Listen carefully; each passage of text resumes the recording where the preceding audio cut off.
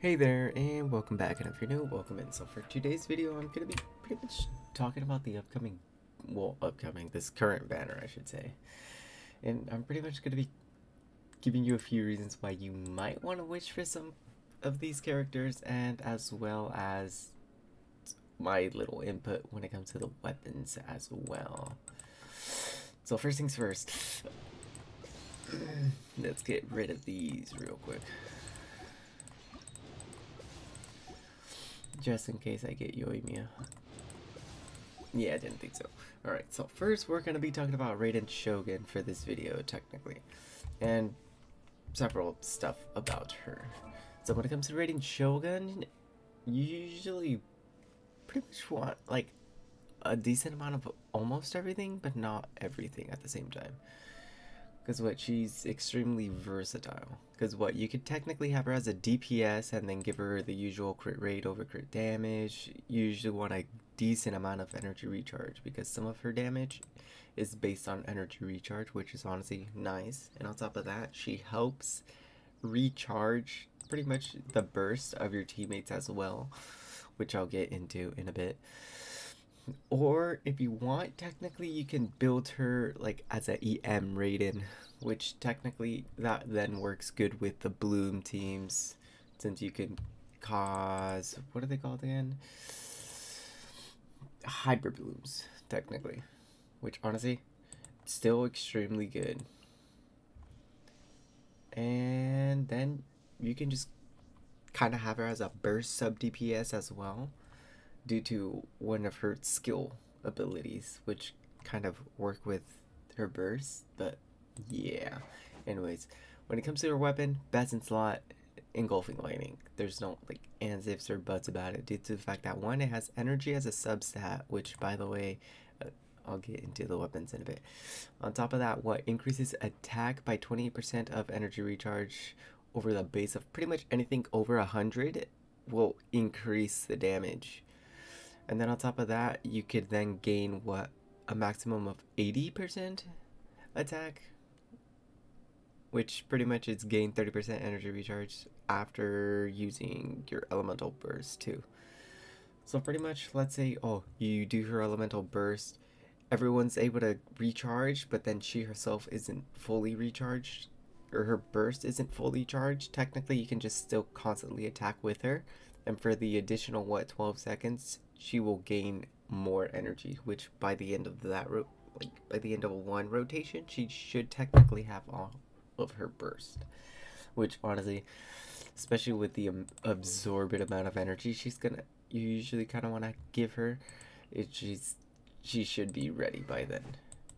Also, when it comes to Staff of Homa, it's nice, but then again, it's like it's just like a good crit staff. Same with Scarlet Sands, especially Primordial Jade, dude. Don't ever get the Vortex ever. It's not that good. It's technically Zhongli's, but dude, Zhongli's best in slot is a freaking 4-star. So it's like, overall, just if you can't, don't get this weapon. Another good substitute, technically, if you don't have those 4-star or 5 stars, apologies. The catch, technically, it's free. You're able to craft it and increases elemental burst by pretty much 32% max refined, and elemental burst crit rate by 12%, which honestly is really good, especially due to the fact that you're able to fish for it and you can grab it whenever you want and craft it whenever you want, which honestly really nice. The only inconvenience is you have to fish for it. It might take a while before you get it, but even then, it's like a free, pretty good weapon that's just there. Another good 4-star option is Favonius, which if you have Favonius, you then want to make sure they have a good amount of crit rate. So every single time when she gets a crit hit every 6 seconds, technically she'll not only regain the amount of energy she already regains herself, she'll gain an additional 6 energy on top of that, which honestly, that happens every 6 seconds, and it just further helps with her battery, with her being a battery for the pretty much team itself, which honestly extremely good. Next weapon would probably be Deathmatch. Because it's a good crit staff, technically. Another semi good-ish option would be technically Dragon Spine if you want to go more of a EM build. But even then, it's okay. Don't recommend it though. So for the 4 stars, you have Deathmatch, Favonius, and the Fish or the Catch. My fault. And for the 5 stars, Best in Slot engulfing the Homa, Scarlets, and Primordial are just good crit stacks or crit sticks that you can technically use. Now, for the artifact set, Emblem of Severed Fates by far is her best in slot due to pretty much the artifact working with energy recharge and she herself already working with energy recharge. It's a plus all around, which usually debatable for here. You usually want either attack or elemental, or not elemental mastery, energy recharge. But if you want to go more for like a DPS, I'd recommend attack, electro, and then either crit rate or crit damage depending on what you need. Or you can switch crit rate with crit damage, like I mentioned, whatever you need, and or you can switch technically this attack sands for an energy sands instead. But then again, that's up to the person building her. Or you can go the somewhat simpler route, which is just constant, just a lot of ER. However, if you want to go with that build, I would recommend Paradise. Because what? It pretty much increases elemental mastery. On top of that, the equipped character's blooms, hyper blooms, keep in mind that's what she's mostly going to be triggering. Reaction damage is going to be increased by 40%. Additionally, they will gain another 25 bonus to the effect mentioned prior, which on top of that, each stack can last up to 10 seconds, max stack of 4. So technically you can be doing a lot of bloom damage, hyper bloom specifically, due to what the blooms themselves being triggered, and then you can just constantly just slap on her E, switch to someone else, and then just go at it. But if you want a more of a somewhat DPS, I would recommend Emblem. And then there's also the flower, and technically Gilded Dreams. I knew I was forgetting another one. Gilded Dreams is also another good EM type build, which it's somewhat like that's how you're able to kind of build her as Sino, which honestly, if these two are ever, if Sino or Raiden are ever like in the same banner, I would recommend Raiden more than Sino. But then again, if you want Sino, you do. But whatchamacallit, this is able to trigger elemental reactions, and attack is increased by 14% for each member whose elemental type is the same. So with this Gilded Dreams, you usually want everyone to be almost the same, pretty much like a whole Electro team. You could maybe have 2 Dendro. You can, as long as you have 2 Electro members, you'll be able to get an additional bonus out of this, which honestly, really nice. But still, Emblem, by far her best in slot. Now, when it comes to Constellations, she's extremely good at C0. I have a C3. So when it comes to C1, honestly, it's pretty nice. Because what? Will gather resolve. I believe this helps with energy. Gain times whose user burst. So pretty much, she's gonna have. I'll just trigger it. This little circle, oh, it's not even there, but pretty much in combat she's gonna have like a little circle there, and whenever the more your teammates use their burst, the more it's gonna charge. And on top of that, once it's fully charged, like it's all lit up all around, she'll be doing more damage when it comes to unleashing a burst, which honestly, extremely good. Now for C2, honestly, it's an extremely good constellation because she's able to ignore pretty much 60% of the opponent's defense, which ignoring defense overall is an extremely good aspect or little thing to have. since you're just able to constantly shred them. C3, it's just increasing elemental burst damage, and C5 is the skill. But C4, technically, it is all members pretty much after, I believe it's her, it was her burst. So pretty much after her burst is finished, the teammates, not Raiden herself, but all the other team will be gaining a 30% attack boost for 10 seconds, which honestly is pretty nice.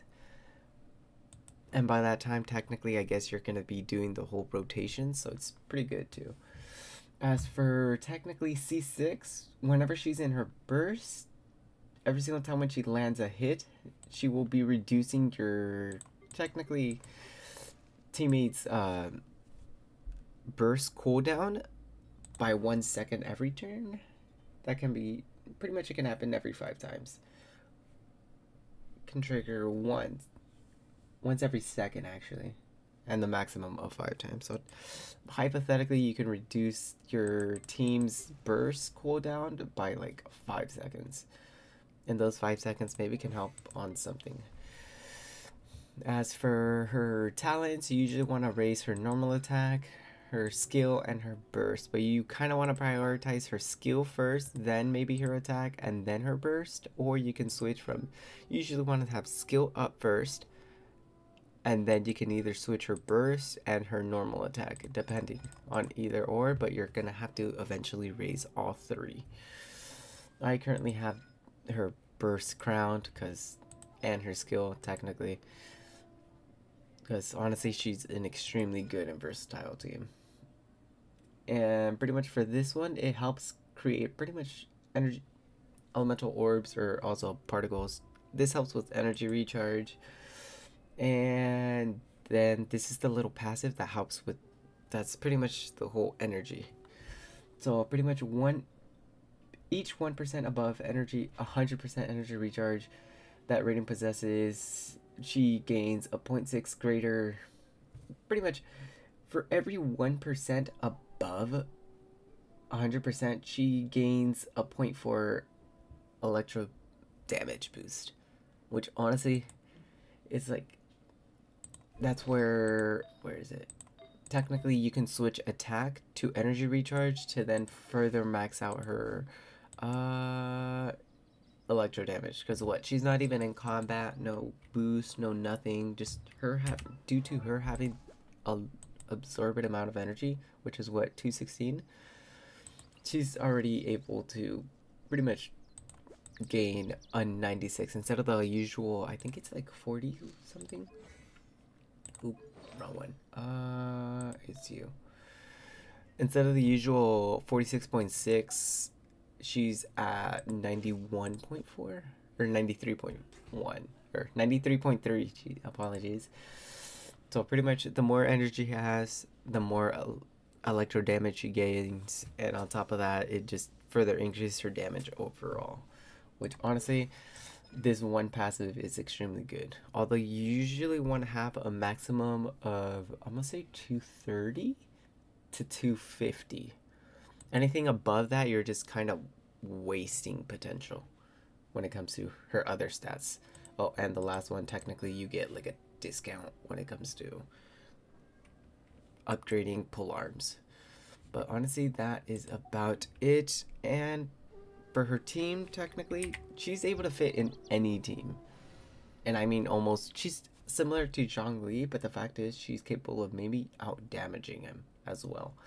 So right now, I technically have Raiden as a main DPS, and then Xingqiu as a sub DPS, and then Shangling for a sub DPS, and then we got Ben as a support and slash healer.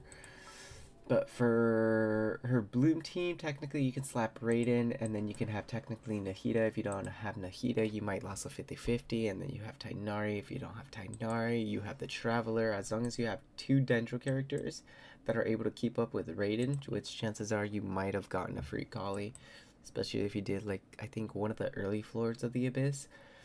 Or you might have had the other ones, which I have yet to raise Baiju. But anyways, enough of that. Technically, she's able to fit in a Bloom team, a Taser team, a Superconduct team, or you can be technically the main DPS. But for now, let's just do her damage. Let me check the characters real quick.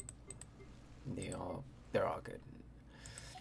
So pretty much, let's just get right into it. Also, I usually never use food, so this is just her pure raw damage.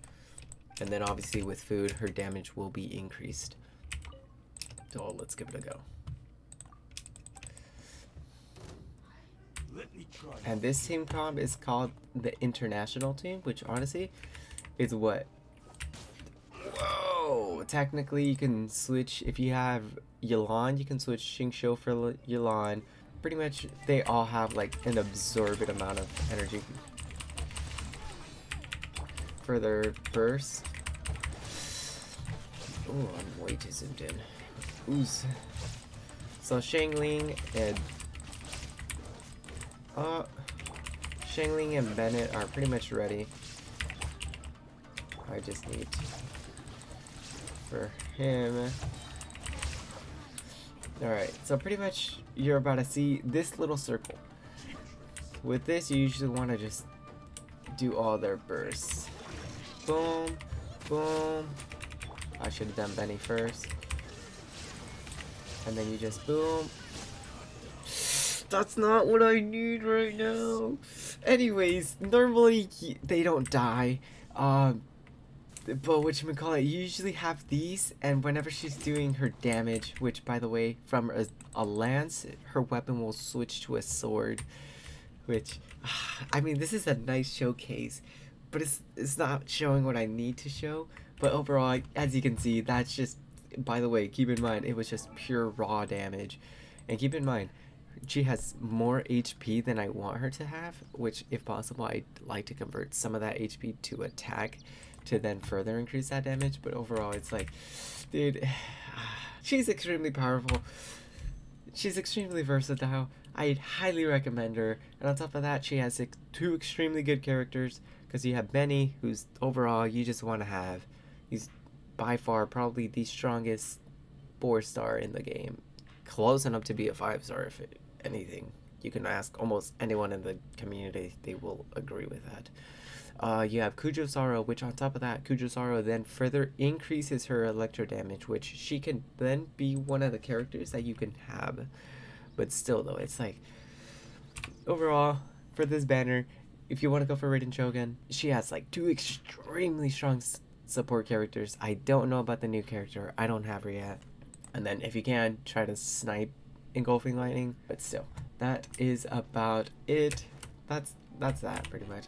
Unfortunately, I wasn't able to show the full rotation on like her battery and how she's able to like fully charge everyone due to her one-shotting the dude, but it's fine, I guess. But still, if you ended up enjoying this little video, make sure to drop a like and subscribe. Really helps out the channel. And until next time, later nerds. Take care.